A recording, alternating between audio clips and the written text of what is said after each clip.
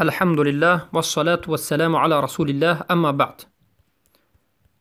برادر سوال نمودند که آیا تومار بستن و با همراهی خود گرفتن و نوشتن و به کسی دادن جایز است یا نیست و حکم تومار را از اسلام به ما با دلیلش بیان نماید. بارک الله فیکم.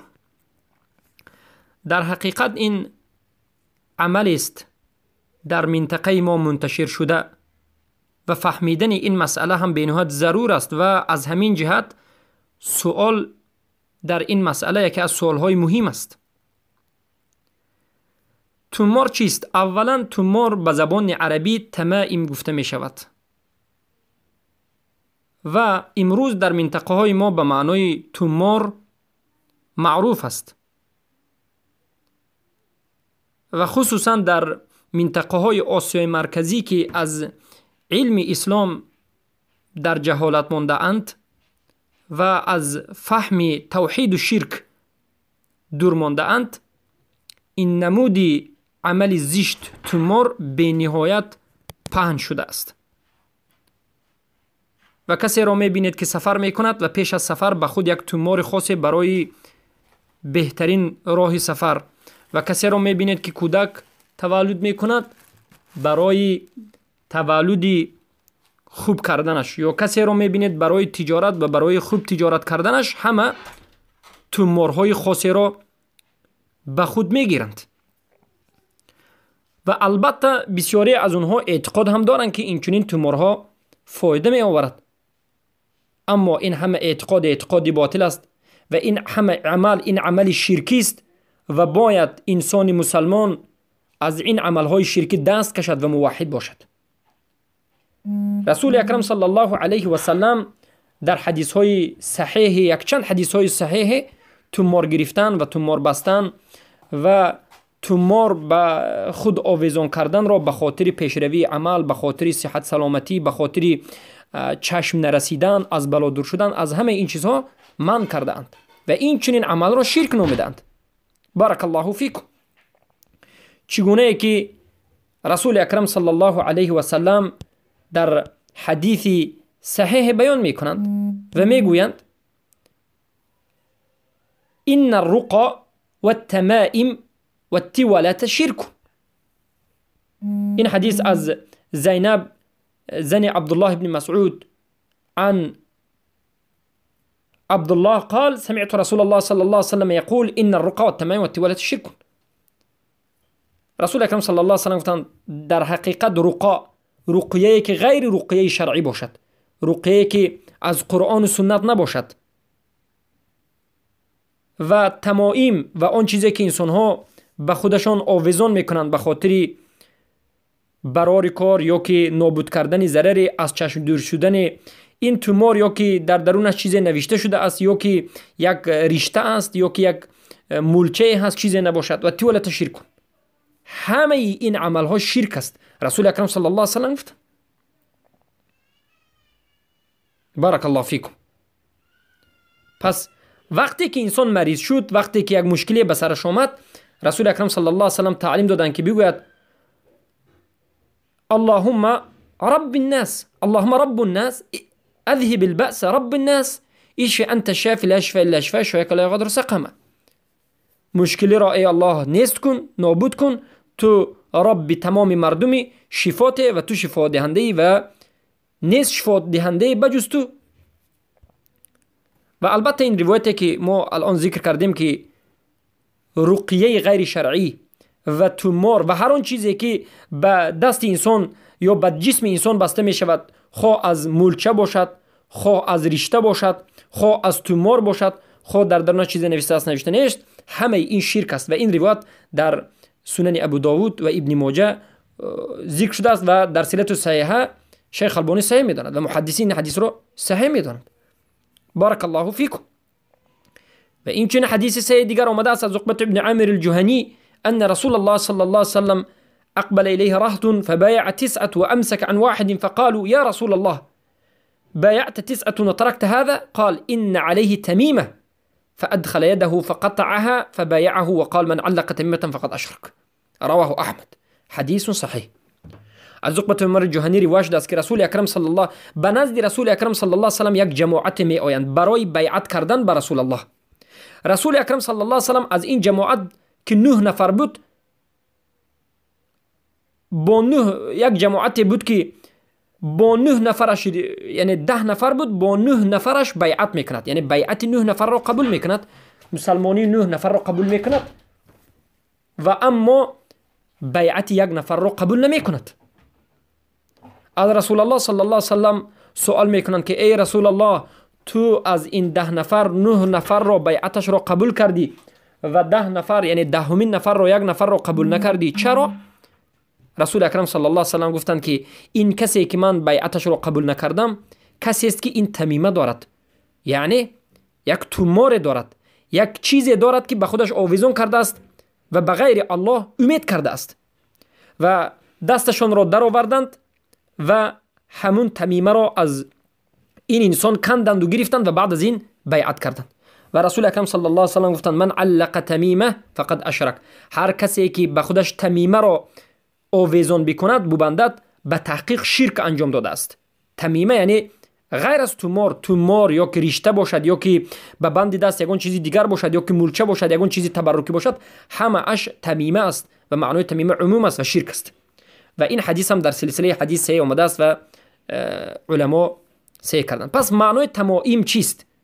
معنای تمائیم جمع تمیمه است و این یک چیزی است که انسان ها یا که به گردن کودک ها عادتا میبندند، به بند دست کودک ها میبندند و این چنین کلانسال ها میبندند، بعضی ها به خانه آویزان میکنند، بعضی ها به ماشین ها آویزان میکنند تا که ضرر به همین سبب نابود شود، چشم نرسد یا که به خاطر جلب منفعت این کار را انجام میدن. علما همه اتفاق میکنند که این چنین عمل حرام است و این جایز نیست. بارک الله فیکم.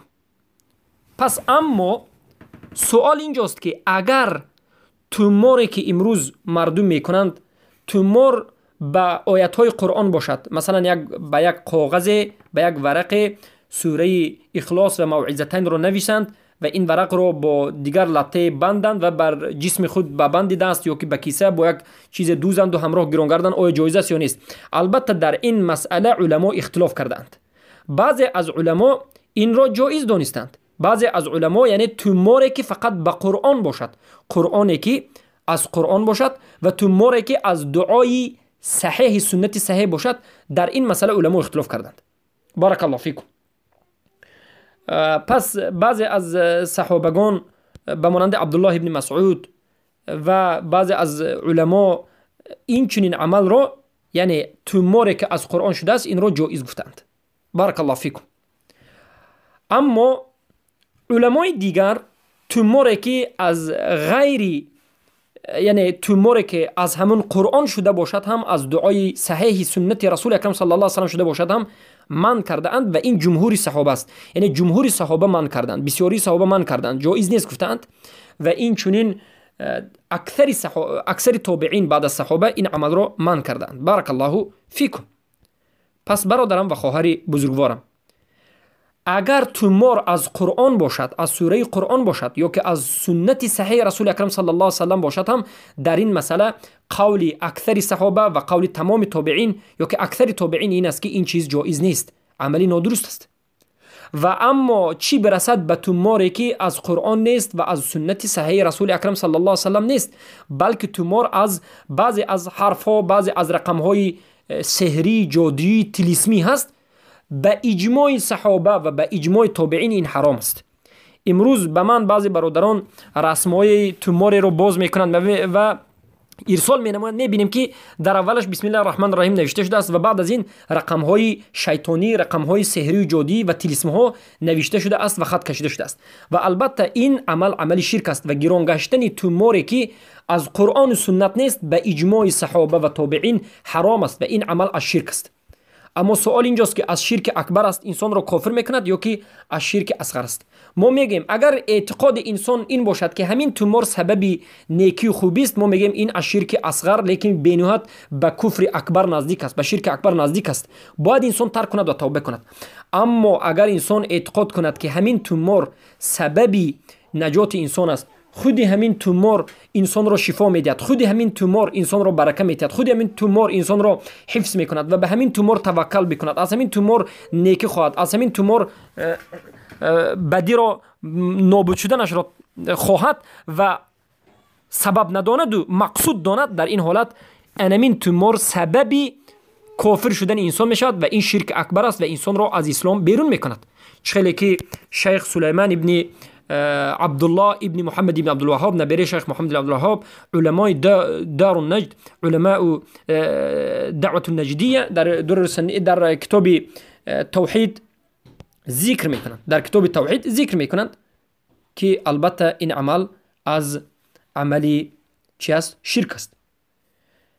پس باید دانید که به اجماع صحابه و به اجماع علما تمام رشته هایی که بسته می شود، ملچه هایی که بسته می شود، خواب به کودک، خواب به بزرگ، یا تومور هایی که از غیر قرآن و سنت است، این عمل شرک است و در بعضی حالت انسان را به سبب اعتقادش از اسلام بیرون میکند، کافر میکند و بعضی حالت اگر سبب داند، این چیز را فقط سبب داند، به نهایت گناهی کبیره اکبر الکبایر است که می ترسیم که انسان را کافر میکند. و اما اگر توموری که از قرآن و سنت نوشته شده باشد، به معنای سوره موعظتین یا غیر این نوشته شده باشد، در این مسئله طایفه از علما اجازت دادند و طایفه از علما اجازت ندادند و البته این قول راجح اجازت نیست. طایفه که اجازت دادند به مانند عبدالله ابن عمرو ابن العاص هستند، خیلی که روایش دست بعضی از روایت های است که عایشه رضی الله عنها یا که ابو جعفر یا که در بعض روایات احمد با امام احمد رحمه الله نسبت میدهند. این یعنی در حالتی که تومور از قرآن و سنت نوشته شده باشد. اما قول راجح این است که تومور گرچنده که از چی باشد، از قرآن و سنت باشد، هم این جایز نیست. و همین روایت چخیلی که ابن القیم الجوزی ذکر میکنند، از اینچنین با از عبدالله ابن مسعود روایت شده است، از عبدالله ابن عباس روایت شده است، از حذیفه و عقبه عامر عن عکیم رضی الله عنه و جماعت از تابعین و اینچنین روایت از احمد ابن حنبل و اکثر محققین و محدثین اختیار کرده اند که گرچنده که از قرآن باشد هم اختیار کردنش جایز نیست. بارک الله فیکم. پس علما میگن چی برسد به این تومورهایی که امروز وجود دارد، در درون تومور با نجاست نوشته شده است، در درون تومور تهوین و قدرنادانی قرآن و سنت شده ایستاده است و تومورهایی که در و درونش سحر و جادو وجود دارد، همه این به اتفاق علما حرام است و باید یک مرد مسلمان و یک زن مسلمان از این تومور و توموربازی و تومور را به فرزندش تمیمه را کردن، از این مولچه ها و از این دستبند ها و از این رشته هایی که بدن به گردن و دست و پا بسته می شود و به خاطر نابود شدن چشم و به خاطر نابود شدن درد، از این چیزها دست کشد. و کسی